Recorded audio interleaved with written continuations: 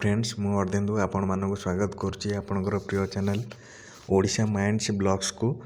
आज आपण मानक पई नै आछे एक नुआ वीडियो जो थे कि चाष जमी की किपरि घर बाड़ी पट्टा करि परिबे तार ऑनलाइन अप्लाई रो प्रोसेस कौन से विषय वीडियोटी चलतु ए वीडियोटी को स्टार्ट करवा। देखंतु आपण घर बाड़ी पट्टा पई अप्लाई करिया पई सर्वप्रथम लैंड रेवेन्यू सर्विस ये वेबसाइट टी आपण सर्च करेंगे। सर्च कलापर देखिए ये वेबसाइट टी खोल सर्व उपर थी लैंड रेकर्ड सर्विसेस ता उपरे क्लिक करेंगे। क्लिक कर सारा पर देखो 2 नंबर अच्छी change of land use 2 number option उपर क्लिक करेंगे। ऑप्शन उपर क्लिक कलापर देखो ये पेज टी ओपन हो पेज रो देखो 2 number option apply for conversation of agriculture land ता उपरे आपण क्लिक करेंगे। क्लिक करने पर देखो आपंकर ये पेज टी ओपन हो जो थे कि आप ना मोबाइल नंबर आउ ईमेल आईडी अच्छी से सब डिटेल्स भरी सारा पर देन गेट ओटीपी उपर आप क्लिक करेंगे। तापर आपण मैंने देखिए आप जो मोबाइल नंबर आपन देइछंती से आपणकर ओटीपी पलि आसो से ओटीपी की आपण ये ओटीपी ऑप्शन ने क्लिक करके ओटीपी आप लिखिदेवे। लिखि सारा पर आप वेरिफिकेशन उपरे क्लिक करेंगे। वेरिफिकेशन उपर क्लिक कर सारा पर देखो ये पेज टी ओपन हो जो थे कि आपणकर ना मोबाइल नंबर मेल आईडी आसी जाइथिबो। देन बापा ना ये लिखिदेवे। तापर आपन ये प्रेजेंट एड्रेस आपन जो जगह रोचंती तार एड्रेस लिखिबे जो थे कि विलेज ना आपन को टाउन रोचंती तार ना ये लिखिदेवे। तापर आपन जो डिस्ट्रिक्ट रे आपन रोचंती से डिस्ट्रिक्ट रो ना ये लिखिदेवे। डिस्ट्रिक्ट ना पर आपन ये पिन दे देवे।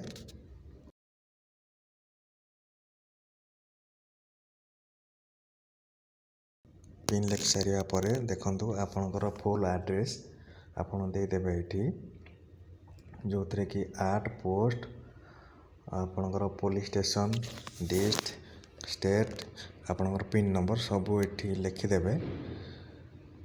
फुल एड्रेस ये लिखिदेवे। तापर आपन ये जगह कौन पे यूज करने चाहते ताको आपन ये लिखिदेवे। जेहेतु ये घर बाड़ी पट्टा आप अप्लाई करने चाहते से आपन ये हाउसिंग नहले रेसिडेंशियल आपन ये लिखिपारे। तापर पर्टिकुलर ऑफ लैंड जो जगार पट्टाटी अच्छी तार डिस्ट ना लिखिदेवा। तापर आपन ये तार तहसील ना भी लिखिदेवे। तहसील ना लिखि सारा पर आपणकर को विलेज रे अच्छी जगहटी बा को मौजार अच्छी तार ना ये लिखिदेवे। तापर आपणकर पट्टारे लिखा जाइथिबा खाता नंबर बा खतियाना नंबर से नंबर टी आपन देदेवे। खाता नंबर दे सारा पर देखो आपणकर खाता नाटी आपणकर से बॉक्स रे आसी जाइथिबो जोटा कि आपन पट्टा देखिया उथरे मिले नेबे। तापर आपन क्लिक करेंगे जो थे कि आपणकर डिटेल्स पलि आसो केते जगह अच्छी से जगह डिटेल्स आपणकर पलि आसो।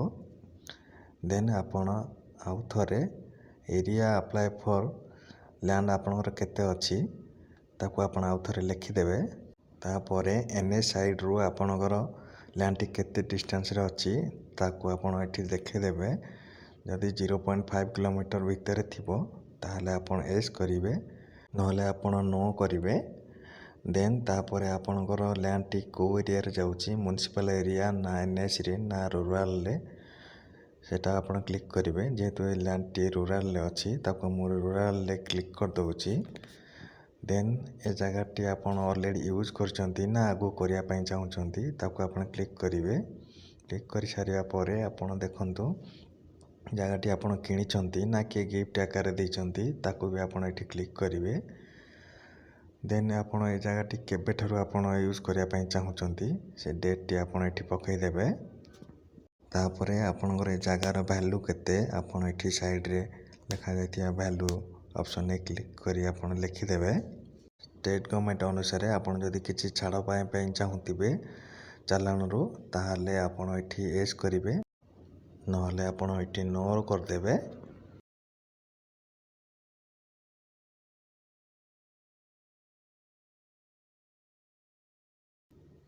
ତାପରେ ଆପଣ ଏଠି ଡିକ୍ଲାରେସନ୍ ଉପରେ କ୍ଲିକ୍ କରିଦେବେ। ତାପରେ ଆପଣ ଏଠି କ୍ୟାପ୍ଚା ଲେଖିକି ସବମିଟ୍ ଉପରେ କ୍ଲିକ୍ କରିଦେବେ।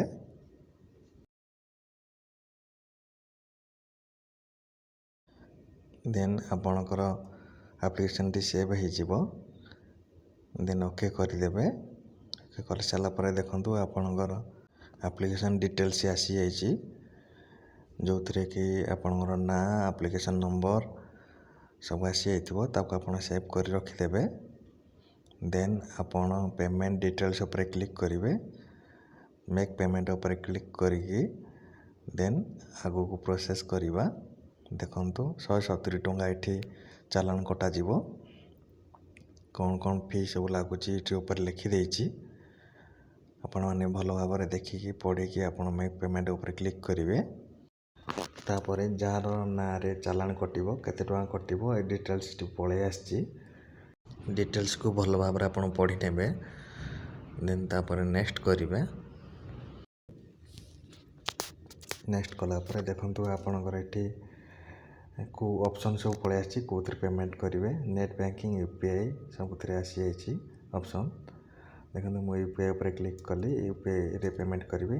ତାପରେ SBI ଇ ପେମେଣ୍ଟ, SBI ବ୍ୟାଙ୍କର ଖାତାରୁ ମୋର ପଇସା କଟିବ, ସେଥିପାଇଁ SBI ଇ ପେମେଣ୍ଟ ଉପରେ କ୍ଲିକ୍ କଲି।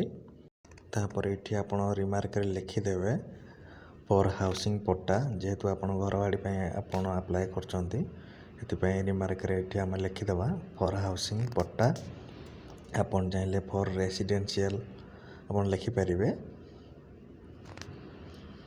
ଦେନ୍ ଆକ୍ସେପ୍ଟ ଦ ଯେଉଁଟା ଆମର ଟର୍ମ ଆଣ୍ଡ କଣ୍ଡିସନ୍ ଅଛି ତାପରେ କ୍ଲିକ୍ କରିଦେବେ। ଦେନ୍ କ୍ୟାପ୍ଚା କୋଡ଼୍ ଭରିବା। କ୍ୟାପ୍ଚା କୋଡ଼୍ ଭରି ସାରିଲା ପରେ ଆପଣ ପ୍ରୋସିଡ୍ ଟୁ ପେମେଣ୍ଟ ଉପରେ କ୍ଲିକ୍ କରିବେ।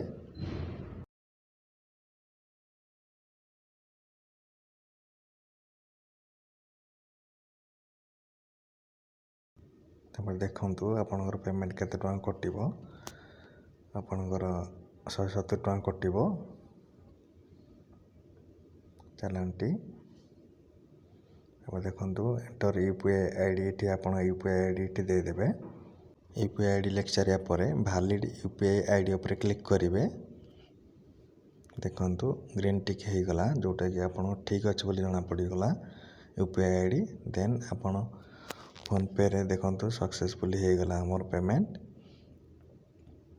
ଦେଖନ୍ତୁ ଆମର ରିସିପ୍ଟ ବାହାରି ଆସିଲା।